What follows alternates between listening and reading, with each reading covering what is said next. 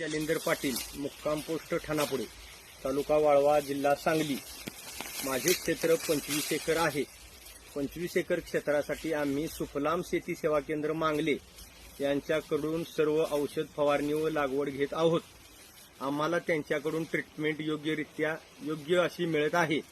त्या पद्धतीने आम्ही एकरी 100 ते 110 टन अवरेज आडसाली ऊसासाठी काढत आहोत।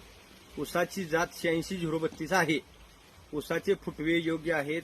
10 फुटातील ऊस 50 आहेत। ऊसाच्या कांड्या मोजून दाखवत आहोत।